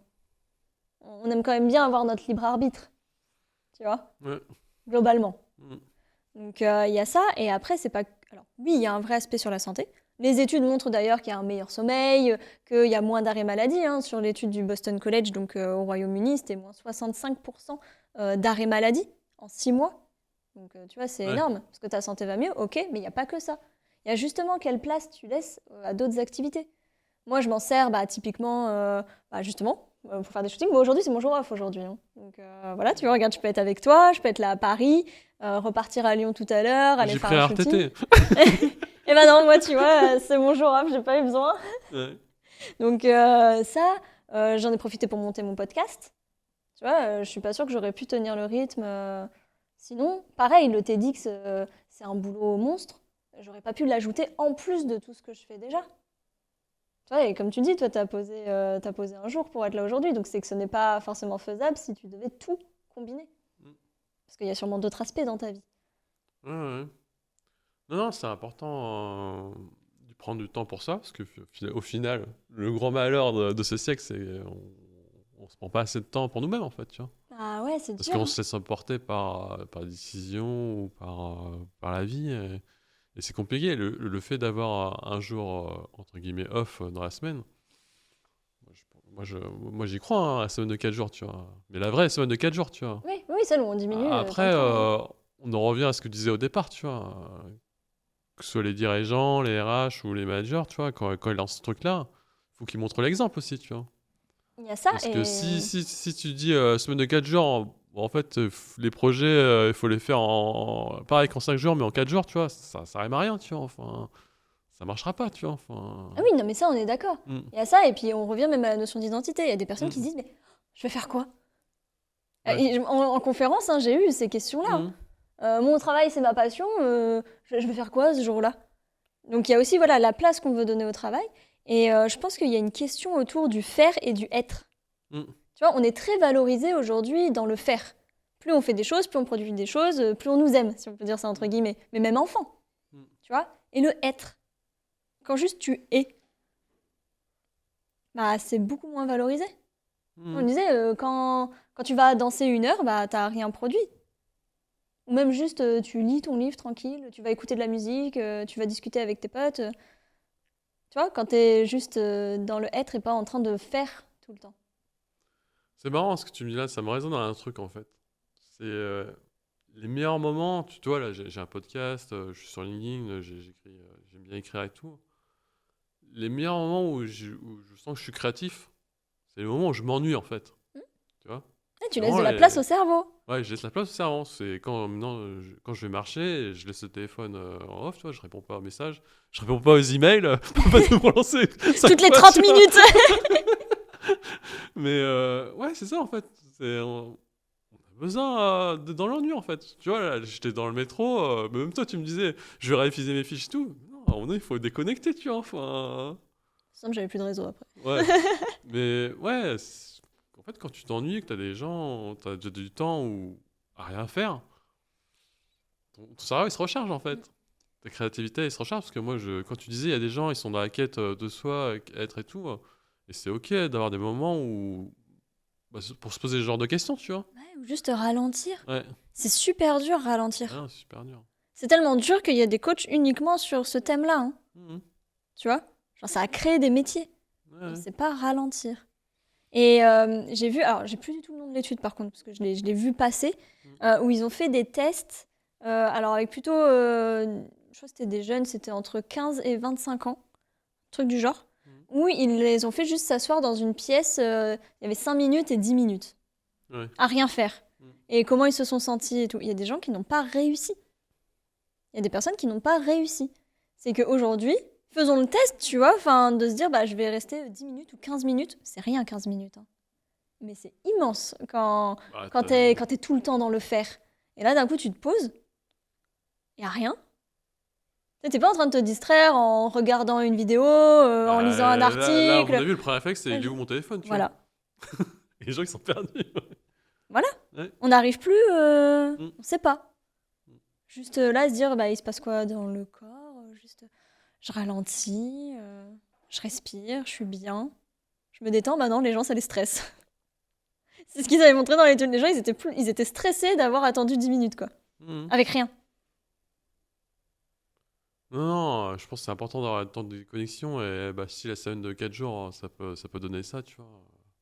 Mais tous les jours, tu vois. Enfin, mais encore une fois, il faut construire sur le contexte de la boîte et des gens qui veulent y aller, tu vois. Bah ouais. Et je sais pas à quel point ça va. J'entends de plus en plus d'entreprises qui y vont. En même temps, je sais pas du tout si ça va se généraliser ou pas. Tu vois, je sais pas comment ça va évoluer ce sujet-là. Et en même temps, moi, je pensais que la technologie, elle était censée réduire notre temps de travail, pas l'inverse. Donc, pour moi, ça devrait être logique qu'on ait plus de place à notre vie autre que professionnelle. Ça me paraissait logique. Moi, je pense que la réflexion, elle va continuer et je pense qu'il y aura encore des entreprises qui vont émerger dans la semaine de 4 jours, comme Welcome to the Jungle ou Idem, ta boîte. Ouais. Enfin, je pense que ça va continuer pour une raison, en fait. Vas-y. Le recrutement. Ah, il y a ça aussi, ouais. Parce que là, je vois, là, les gens, ils galèrent à recruter. Hein. Et pourtant, il n'y a jamais autant de candidats sur le marché. Parce que comme tu disais, on l'a vu, hein, après le Covid, ça a redistribué les cartes, en fait. Ah bah oui. Les gens, ils veulent un taf, ils veulent plus des bullshit jobs, entre guillemets, tu vois. Ils veulent un taf où il y a du sens, où ils se sentent valorisés et tout, et s'ils n'ont pas ça, bah ciao. Les gens, ils se barrent, tu vois. Mais faire travailler les entreprises sur le sens, Mm. c'est pas si facile parce qu'en fait, alors il y en a qui voient le sujet, qui savent que c'est important, mais c'est pas la priorité. Mm. Bon, après, en plus, ça demande un budget, et là, c'est un budget qui ne crée pas justement un produit ou un service directement, tu vois. Donc, c'est pas rentable tout de suite. Et encore, ça se discute, mais Ouais. dans l'esprit collectif, c'est pas rentable tout de suite. Et t'as les entreprises qui voient même pas le sujet. Bah, ils vont le voir quand ils vont voir que tous les collaborateurs commencent à partir. Donc, comme ils étaient dans la course aux chiffres à produire plus, bah là, on n'arrive pas à produire plus parce qu'on n'a pas assez de monde. Et même quand on recrute des gens, bah, des fois, ça ne matche pas parce qu'il faut former la personne. La personne ne correspond pas, tu as perdu 6 mois. Au final, le coût de la personne on n'a pas vu partir parce qu'on n'a pas vu qu'il y a Ah, on n'a même pas vu, ouais. perte de sens et tout. Ouais, ça a un coût. Ça peut, ouais, je peux balancer une somme, ouais, ça peut coûter 30 000 euros. Ouais. Entre le recrutement, le transfert de compétences et la période d'essai où finalement ça ne matche pas, bah, t'as tout perdu en fait. Alors que juste un entretien, un vrai entretien où déjà tu peux valoriser financièrement la personne, déjà il y a ça. Et ensuite discuter comment tu veux évoluer, comment on peut t'accompagner dans ça. Et la personne aussi peut faire un feedback, dire moi ça me plaît plus parce que ça correspond plus à la vision, mais non, mais nous on va essayer de travailler ça, on a besoin de toi. Et c'est la construction en fait, tu vois. Mais ça, ouais, je pense que cette question elle va revenir parce que les gens se désengagent en fait, comme tu dis. Hein. C'est ça. Mais c'est marrant que tu dis ça parce que Ouais. justement, là, j'ai 2 nouvelles conférences que je suis en train d'écrire. Ouais. Et il y en a une, le pitch. C'est ça, c'est X ou Y qui se casse de la boîte. Ouais. Les managers, ils comprennent pas, alors que dans l'équipe, en fait, ils ont bien vu et que justement, c'est peut-être le désengagement qui a toqué à la porte de cette entreprise-là, tu vois, pour des raisons. Donc, il y a ça. Mais après, tu vois, il y a 2 questions que je me pose. Il y a d'une part, tu vois, les très très grosses boîtes, c'est un peu ce qu'on discutait avant d'arriver ici, c'est à quel point, tu vois, elles sont tellement énormes que ça tient, tu vois, parce que c'est très, très grand. Ouais. Du coup, je pense est-ce qu'elles vont le voir en dernier, tu vois, je sais pas. Mais en tout cas, ça les impacte moins tout de suite que des plus petites structures, je pense. Donc, tu vois, comment ça va se jouer là-dedans, je sais pas. Et la deuxième question que je me pose, c'est, tu disais, tu vois, le jeu justement du chiffre. Ouais. Moi, ça me pose question de vouloir aller chercher tout le temps, tout le temps, tout le temps plus. Parce que j'entends, hein, les entreprises, elles doivent être rentables, etc. Sinon, elles ne payent pas leurs salariés. Mais tu vois, ce toujours, toujours plus, pour moi, il vient alimenter cette roue de toujours, toujours plus vite. Et à la fin, je me demande si on passe pas un peu à côté de notre vie. Tu vois, enfin, ça m'interroge en On fait. va pas aller sur le débat sur le capitalisme, tu vois, mais on a fait dedans, tu vois. Ouais, c'est vrai que ça fait oui, ça fait un lien, c'est vrai. Mais ça m'interroge en fait, tu vois, de ce toujours plus. Après, tu vois, regarde, moi j'aime bien prendre l'exemple d'Elon Musk, tu vois. Elon Musk, milliardaire, des boîtes avec je sais pas combien de chiffre d'affaires et tout, tu vois. Le gars, il fait le clown sur Internet, tu vois. Il prend la parole et tout. Il a pas... Tu sais, moi, au départ, je me disais, mais pourquoi il prend la parole sur Internet, tu vois. Enfin, il a déjà tout réussi. Enfin, oui, ok, il a des rêves, c'est toujours plus, tu vois. Mais à la limite, tu vois, il a pas besoin de prendre la parole sur Internet. Je comprends pas, en fait, tu vois. Et au fur et à mesure, bah, j'ai compris, en fait. Déjà, il occupe la place publique. Donc, il essaie d'avoir de l'influence sur le monde. Et aussi, il essaie de recruter, en fait, les meilleurs ingénieurs, en fait. Dans le sens où il n'a pas envie que les meilleurs aillent chez Meta ou chez Apple, tu vois. Il veut qu'il aille chez lui, tu vois. Et les gens qui vont chez lui, c'est les gens qui adhèrent à ses idées, c'est pour ça qu'il prend la parole. Et c'est comme ça qu'il les recrute. Outre le package financier, tu vois, il les recrute aussi dans... Bah moi, mon sens et ma quête, c'est ça, tu vois. Ah, un alignement finalement. Ouais, et donc je prends la parole parce que comme ça, j'attire ces gens-là, en fait, tu vois. Et je trouvais ça assez smart et assez intelligent ce qu'il fait, tu vois. Bien sûr, il y a plein de gens qui vont dire, bah, il fait le clown sur Internet, qu'est-ce qu'il fait et tout, Il s'ennuie. il s'ennuie. Mais non, en fait, c'est parce qu'en fait, il veut avoir les meilleurs ingénieurs avec lui, en fait, pour justement dépoter bah, dans sa vision et ses rêves, tu vois. Et bah, les gens qui pensent que c'est un clown ou le gars est trop extrémiste sur certaines idées, tu vois, bah, ils vont pas les poster chez lui et c'est ok, tu vois. Par Ah oui, bah, contre, il voudrait pas de toute manière, ouais, c'est pas ce mais qu'il cherche. par contre, il veut quand même les meilleurs et si ça aligne, bah, il est super content, tu vois. Enfin, et ouais, je pense, ouais, en fait, il y a tout qui se raccroche, en fait, entre la quête de soi. Ouais, voilà, on en revient à ça. C'est Mm, pourquoi tu fais les choses. C'est est-ce que tu le mm, fais en le subissant, tu ouais, vois, en allant chercher le toujours plus, mais en gros, où entre guillemets, tu te fais du mm, mal, tu vois, tu le fais un peu contre toi, ouais, ou est-ce que ça a du sens avec bah, tes objectifs, tes besoins, tu vois. Avoir mm, des rêves ultra ambitieux, c'est génial, tu vois. Moi, j'en ai plein, hein. Je me cache mm, pas que je suis une personne vraiment ambitieuse sur, tu vois, sur plein de trucs. Mais c'est pourquoi et est-ce que tu le fais avec toi ou contre toi? C'est ça qui m'interroge, tu vois, dans ce toujours plus qui est généralisé. mm. Parce que là, j'ai l'impression qu'il y a un peu une injonction à ce qu'on rentre tous dans ce moule-là. Et c'était plutôt ça, tu vois, qui m'interroge. Et à quel point ça fait le lien avec l'épuisement des personnes qui rentrent, tu vois, dans cette roue et tout le monde court dans la même roue. Et en fait, au bout d'un moment, bah, tu t'essouffles et hop, tu tombes un peu, quoi. Après, nos jours sont comptés, tu vois, sur Terre. Donc, Ouais. On oublie ça, hein. ouais, et on n'a pas envie de se dire, ah bah là, je me suis laissé porter par la vie, tu vois, et 10 ans après, ouais, j'ai des regrets, en fait. Donc, il y a ça aussi, tu vois. D'où la question. D'où la question, mais il faut se donner les moyens. Et je pense que, ouais, en tant que salarié, une semaine de 4 jours, ça peut être pas mal, tu vois. Au moins un Je jour. confirme que c'est cool. Ouais, mais au moins un jour off ou. Bah, si t'as un projet annexe, un side project, c'est ok, tu vois. Du coup, tu te construis, tu te protèges dans ça et t'apprends, tu vois. Et bah, si tu te poses la question, tu sais pas, bah, c'est pas grave, tu vois. Mais au moins, t'as un temps pour réfléchir, tu vois. Exactement. Ah oui, on ne dit pas qu'il faut avoir les Mhm. réponses directement. Parfois, tu parlais de quête. Ouais. C'est des choses où tu évolues. Et puis, de toute manière, même tes pensées, tes avis d'il y a 10 ans sont peut-être pas les mêmes qu'aujourd'hui. Mm. Ils peuvent être les mêmes comme ils peuvent avoir évolué. Les deux sont OK en soi. Ouais, ouais. Puis moi, je pense que c'est quand même important d'avoir comment dire, un autre projet autre que ton travail, tu vois.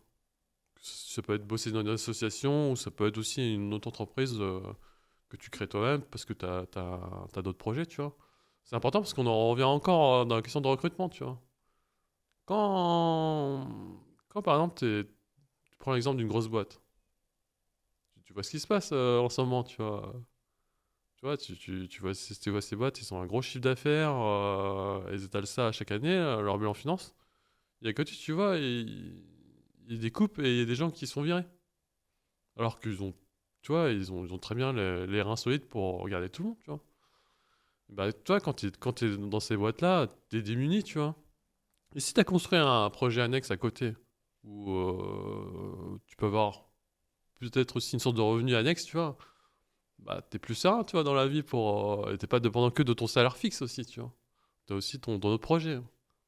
Donc c'est aussi prévoir ça aussi à l'avenir parce qu'il est toujours incertain, tu vois, et d'avoir au moins un parachute en fait, un autre truc pour rebondir, tu vois, parce que on va dire les choses. Quand tu travailles pendant des années dans la même boîte et qu'à la fin, bah, il y a un point de redressement social, tu vois, c'est pas cool, tu vois.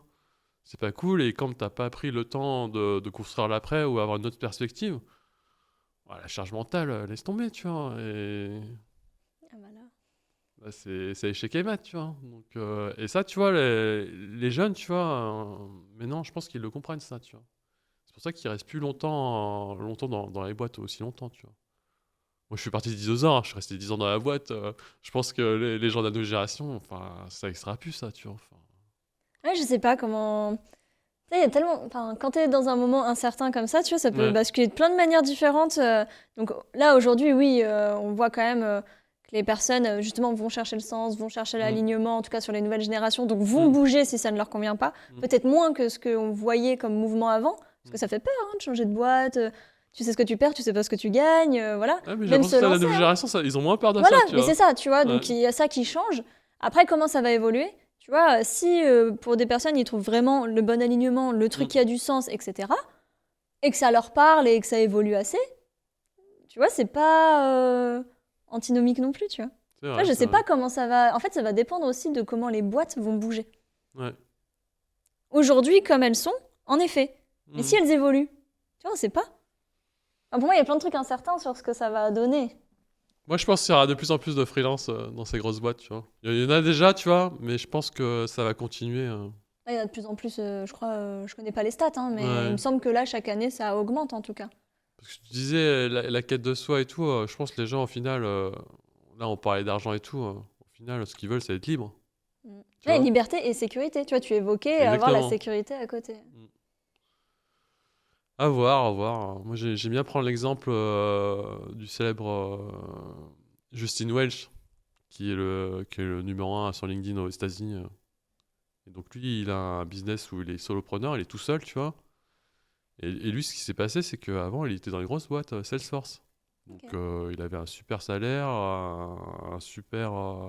Bon, il a gravé les échelons pendant des années, tu vois. Le gars, normalement, c'était la vie rêvée, tu vois. C'était le rêve américain. Et le gars, il a tout plaqué. Il a tout plaqué. Il a dit moi, ce que je veux, c'est passer du temps avec ma femme, c'est passer du temps pour ma santé.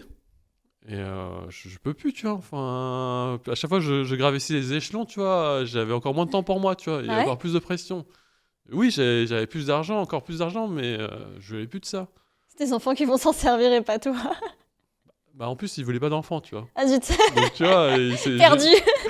donc, Du coup, il a beaucoup de choses sur son compte en banque, mais il s'en sert pas. Si t'as pas le temps de t'en servir. là, il est passé à son compte, voilà. Mais il rebosse justement avec les grosses boîtes, en fait, en tant que freelance.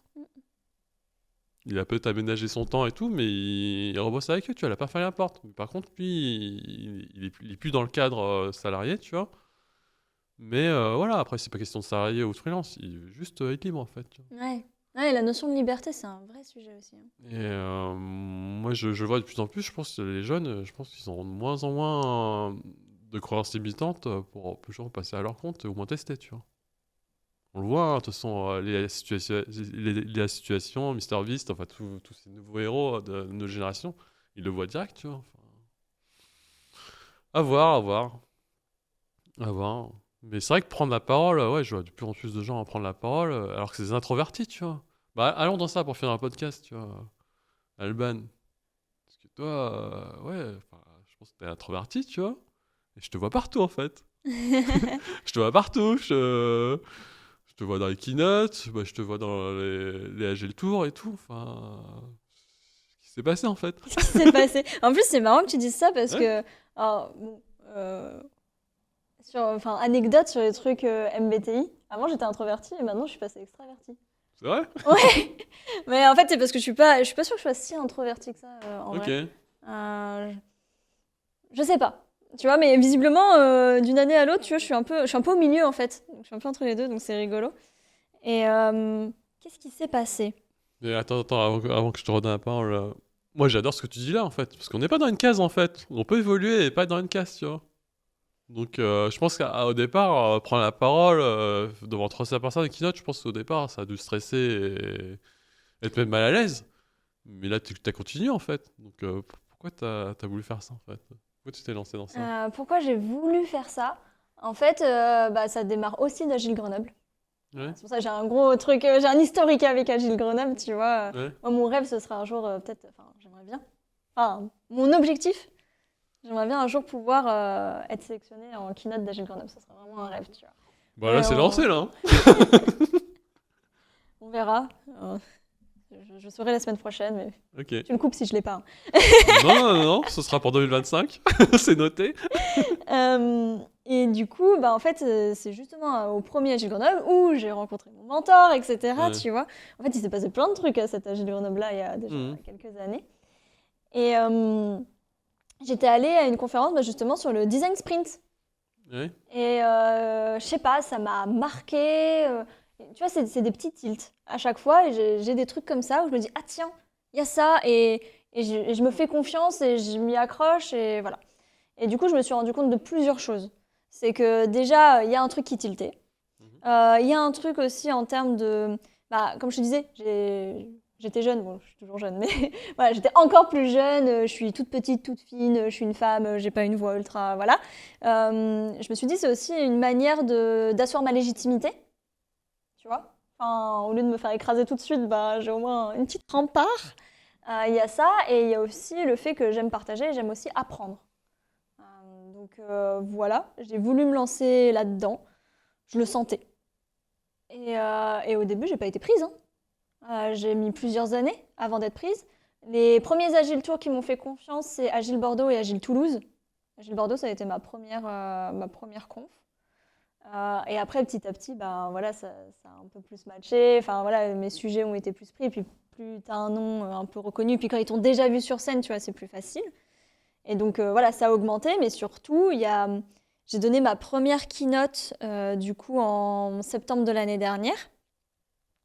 C'est ma toute première et je me suis jamais sentie aussi alignée. Il y a eu un truc.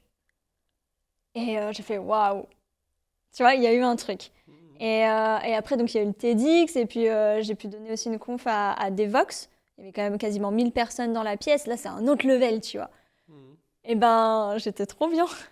Je sais pas comment te dire, j'ai kiffé. Et tu vois, on parlait de reconnaissance. Moi, je pense que c'est aussi ma manière de me sentir reconnue. Tu vois, je pense qu'on a chacun et chacune nos manières et nos leviers pour pour répondre à nos besoins personnels. Et moi, ça m'a beaucoup aidée. Et justement, et à la base, je suis une personne très timide. Et c'est là où la photo m'a beaucoup aidée aussi quand j'étais plus jeune. C'est que j'étais quelqu'un de très en retrait. Et je pense petit à petit, je m'assume, j'assume mes positions, mes idées, et où j'espère pouvoir apporter de la valeur de cette manière-là aussi. Tu vois? Donc c'est ça, ça m'anime et j'adore aussi aller aux confs des autres. Ce que j'aime avec ces événements-là, que ce soit un Agile Tour ou autre conférence, c'est que je partage et j'apprends. Tu vois, il y a une fluidité. Moi aussi, je mets ma petite brique et je viens apprendre des autres. Et en plus, on rencontre plein de gens. Parce que je ne sais pas si les personnes qui ne donnent pas des conférences sont au courant, mais quand on est conférencier, en général, il y a un repas speaker avant ou après l'événement. Et donc ça, c'est top en fait pour rencontrer plein de personnes ultra inspirantes, qui sont experts d'autres domaines. Moi, j'adore. Et pourtant, je suis une personne agoraphobe de base. Hein, donc les repas speakers, moi, c'est autant j'adore que ah, je vais mourir. Tu vois? Moi, j'adore ce que tu dis là, en fait. En fait, t'es en train de dire que tous les voyants étaient rouges au départ, mais parce que c'est des croyances limitantes. Mais tu y as pris goût, en fait.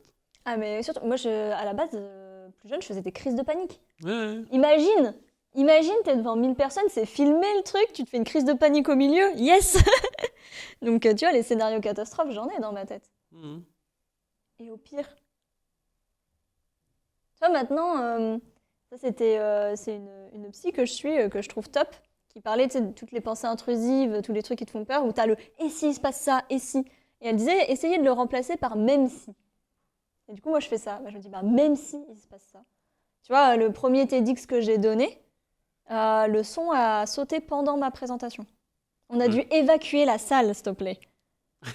Genre, il y a un son horrible alors que les micros étaient éteints, ils ont dû tout débrancher, évacuer la salle, t'imagines? Mhm. Toi, ça fait 6 mois que tu bosses sur le truc, t'as passé un temps, voilà, et tu dois recommencer du début. Donc le public a déjà entendu le début, mais c'est filmé, donc machin. Bah, tu vois, je suis toujours là. Bon, c'est bien passé au final, non? Ça dépend ce qu'on appelle bien passé. Oui, le public, du coup, m'a ultra encouragé et tout. Après, je pense sur la vidéo, ça va se voir. Il paraît qu'elle sort aujourd'hui d'ailleurs, hein, mais je verrai, tu vois. J'espère que la qualité sera. Enfin, forcément, elle va être un peu dégradée. Mais c'est pas grave, c'était une belle expérience. Les gens, ils savent que voilà, ils l'ont vu, tu vois. Oui, les gens qui étaient là, mais ceux qui Oui. vont la voir sur Internet ne savent pas forcément. Donc ça, oui, ça fait une petite frustration. Mhm. Mais c'était quand même une chouette expérience. Bah, après, tu vas itérer, de toute façon, c'est juste ton premier, tu vois. Enfin, ton premier TEDx, t'en auras d'autres, tu vois. Je sais pas si on a le droit de faire beaucoup de TEDx en vrai. Après, tu peux prendre un TEDx en Suisse, dans d'autres pays, non? Dans d'autres pays. Eh, tu peux le faire en anglais, hein. Ce sera ça, Oula. le next tape. Oui, Tu vois, l'anglais, c'est regarde, quelque chose regarde, de croyance très limitante. Tu croyances limitantes, t'en sais rien, tu vois. J'ai peur. Tu sais pas. J'ai peur. Mais Bah, oui, c'est normal. j'embarque sur un autre TEDx. Après, j'avais regardé sur Internet et les gens qui en ont fait plusieurs, j'ai vu 2, mais je crois qu'il y a une personne qui en a fait 3. Mais je suis pas sûre qu'après. Enfin, tu vois, je pense que c'est 2 max dans ta vie, quoi. Après, ça se trouve, si tu feras tes conférences toi-même, tu vois, t'auras pas besoin du label TEDx, hein. On verra. Honnêtement, c'est un de mes rêves. J'aimerais bien ouais, que la partie conférence puisse prendre plus de place. Et, ouais. Je pense que mon rêve ultime, c'est de garder. Enfin, moi, j'adore le coaching pro. C'est un truc. Mhm. Voilà, j'adore ça, ça me parle Ouais. et accompagner les équipes aussi. Et la partie conférence, tu vois, je pense que si ça pouvait être une partie de mon métier, ce serait trop bien. Bah écoute, c'est tout ce que je te souhaite, hein. Mais moi, j'adore ce que tu dis là, en fait, parce que au début, t'avais des blocages, parler devant tout le monde, c'était pas ton truc, ou ça te faisait, voilà, ça te mettait mal à l'aise, mais t'as continué, et au final, t'aimes bien ça, en fait. Ah ouais, ouais. T'aimes bien ça, et en fait, on a même parallèle, en fait. Sauf que moi, au lieu de faire les conférences, je fais la radio pirate, tu vois. J'ai commencé par LinkedIn avec l'écrit, tu vois. Après, j'ai fait un podcast audio, mais non, je suis avec YouTube avec des caméras, tu vois. Moi, je sais toujours pas ce que je fous, hein. Mais tu vois, je prends du plaisir maintenant. Ça me fait rire maintenant, en fait. Je prends du plaisir. Et c'est surtout ce que tu as dit tout à l'heure. Mais ça me fait rencontrer trop de gens, en fait, tu vois. Ça, c'est Ça, inestimable. Et ça, tu vois, je l'ai pas calculé, ça, tu vois. Ouais, moi, je suis trop contente de t'avoir rencontré. Bah oui, je pense que sans ça, tu vois, on serait pas rencontrés, tu vois. Si j'étais resté dans mon coin, j'aurais pas pris la parole et toi non plus, tu vois. Donc ça change tout, tu vois. Enfin, tu sais, les gens, ils parlent toujours, ouais, faut occuper la place sur Internet, ça donne des opportunités business et tout. Ok, oui, c'est cool, tu vois. C'est bien de chasser les opportunités et c'est bien de les attirer, tu vois. Il y a aussi les opportunités humaines, tu vois, que tu rencontres, tu vois. Enfin, et ça, bah, sans prendre la parole sur Internet ou faire des conférences en physique, tu vois. Tu peux pas, tu vois, tu rencontres des gens et c'est génial, tu vois. C'est trop bien. Et il y a plein de manières de faire encore. Ouais, Tu vois, il y a des personnes, t'as l'impression qu'elles sont entre guillemets un peu inconnues sur ouais, Internet ou quoi, ouais. mais qui ont une manière de se connecter aux gens IRL, tu sais, d'aller tout le temps aller boire un coup, aller manger, machin. Mhm. Et en fait, ils ont un réseau de malades. Ouais, Tu vois, en fait, il y a plusieurs manières de faire et ouais, je trouve que c'est top parce que du coup, ça colle à chaque personnalité. Pas ouais. tout le monde a envie de donner des confs et Non. c'est ok, tu vois. Mais tu vois, ça m'a donné des idées, tu vois. Moi, je suis pas encore dans l'idée Ah oui, c'est de quand faire une ta première conférence. conf à toi? Non, mais pour l'instant, je sais pas, tu vois. Pour l'instant, j'ai pas encore choisi l'idée, tu vois. Au départ, je me suis dit c'était non, et puis là, je dis pourquoi pas. Mais j'ai même une autre idée, tu vois. Enfin, je vais dans ces AG Tour, je peux mettre mon stand. Bah ouais, Mon stand, et ils interviewent les gens, tu vois. trop Et bien, trop bonne idée, j'adore. ça peut être pas mal, tu vois. Bah ouais. Enfin, Mais sinon, on t'embarque sur scène, tu nous dis.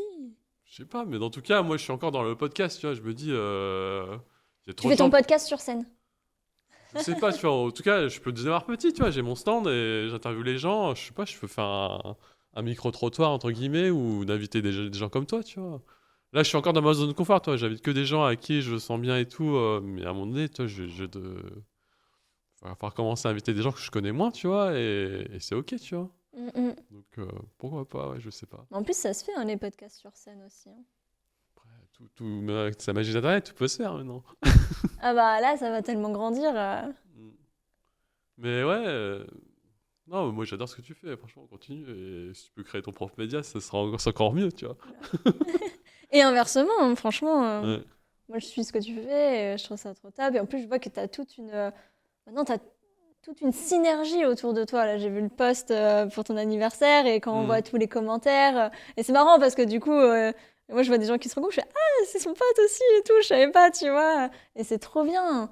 Enfin, Bah, tu vois, là, ça crée un truc qui est unique. ouais, ouais, ça crée un cercle entre guillemets vertueux, tu vois. Mais tu vois, regarde, j'avais invité Thomas Gibaud. Toi, c'est lui qui est venu me voir, il me dit, ouais, j'aime bien ce que tu fais, mais c'est parce que c'est grâce à Alban, tu vois. Là, ça commence à se connecter avec tout le monde, tu vois. Moi, je m'entends très bien avec Elisabeth Doyle, Bah oui, j'ai fait bah... j'ai fait 2 épisodes avec elle. J'ai vu, elle est dans ton podcast, ça m'a trop fait Et rire, c'est tu grâce vois. à toi. Hein.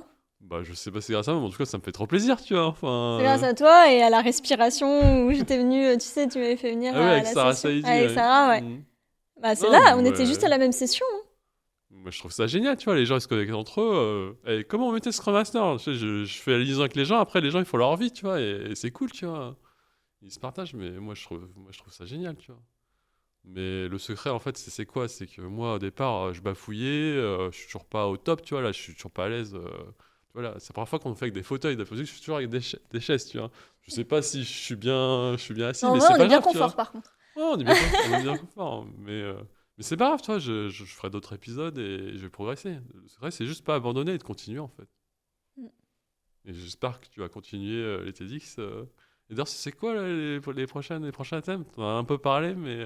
Ouais, là je travaille sur un nouveau. Bah, en plus, c'est vraiment récent parce que j'ai eu le mail il y a 2 jours là Ouais. pour embarquer sur un autre TEDx. Et c'est un petit peu ce qu'on a évoqué. En fait, j'ai envie de.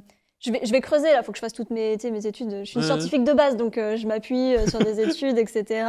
Mais j'ai envie de travailler cette notion justement de notre rapport au temps, de cette identité travail et le faire et le être.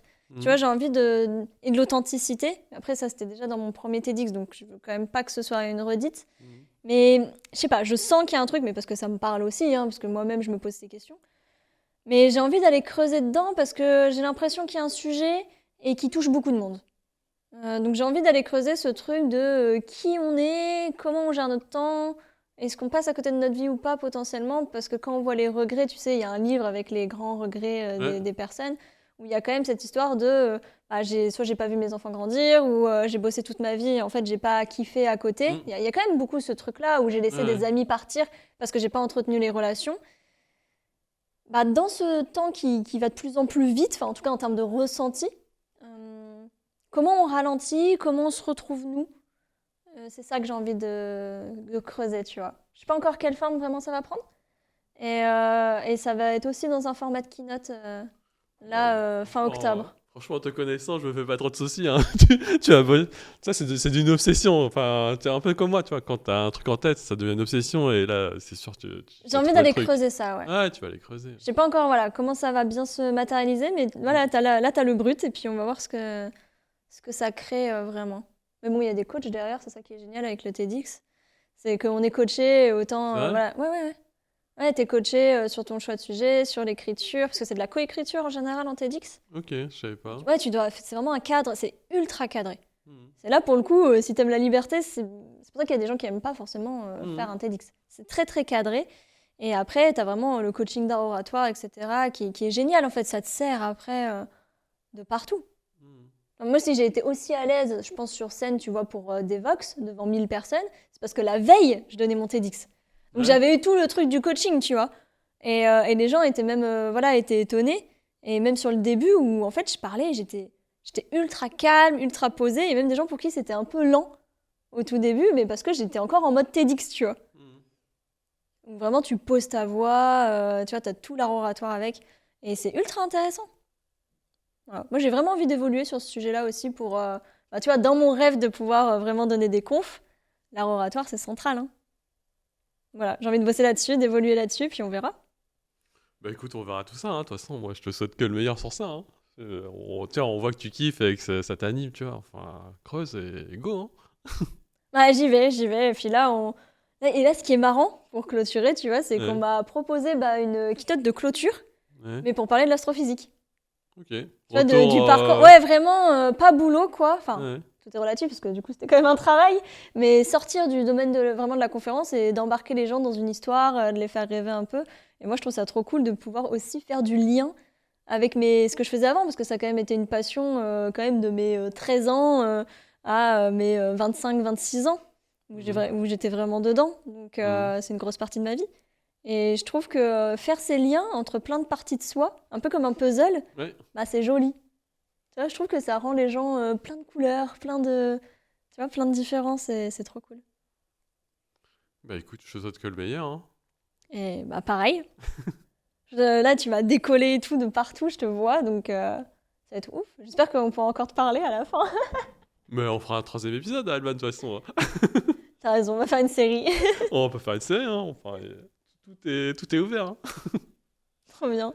Bon, je te remercie, Alban. Si on veut bosser avec toi, discuter avec toi, où est-ce qu'on te retrouve? Un grand merci à toi. Moi, on peut me trouver très facilement sur LinkedIn, Alban Fagoveron. Et bah oui, ouais, voilà, LinkedIn essentiellement. J'ai un petit site internet aussi. Voilà. Et puis les Ton vidéos. podcast aussi, ton podcast. Ouais, c'est j'ai mon sur quoi? podcast. Ouais, j'ai oublié mon podcast. Ah, c'est Mais terrible. les gens, à chaque fois, je leur donne, je leur fais la passe décisive ils oublient tout. Ouais, on fait que LinkedIn. En fait, je fais rien d'autre. C'est quoi ton podcast, là? Mon podcast, c'est Pouvoir d'étoiles. Tu vois, Ok. je garde ce petit lien avec l'astro. Ok. Donc, ouais, Pouvoir d'étoiles, qui est disponible sur l'ensemble des plateformes, qui partage surtout des parcours de femmes et comment les obstacles qu'elles ont pu rencontrer, les éléments qu'elles veulent mettre en avant, et de plein de parcours différents. En fait, pareil, pour un peu faire sauter les croyances limitantes de ah bah ça c'est impossible, je peux pas aller là, et se rendre compte qu'en fait, tous et toutes, bah, en fait, on a plein de choses inspirantes. Et c'est trop top. Donc ça, et puis après, bah, les conférences que j'ai déjà pu donner, il y en a plein qui sont sur YouTube. Donc si on met mon nom sur YouTube, bah voilà, si vous avez envie de voir des choses sur le syndrome de l'imposteur ou sur la semaine de 4 jours, c'est en ligne. Ça marche. Bah écoute, super épisode encore une fois. Merci à toi, je suis trop contente. Et on se retrouvera pour une troisième fois. Avec grand plaisir. Merci à toi, Alban. Tout le meilleur pour toi et ciao.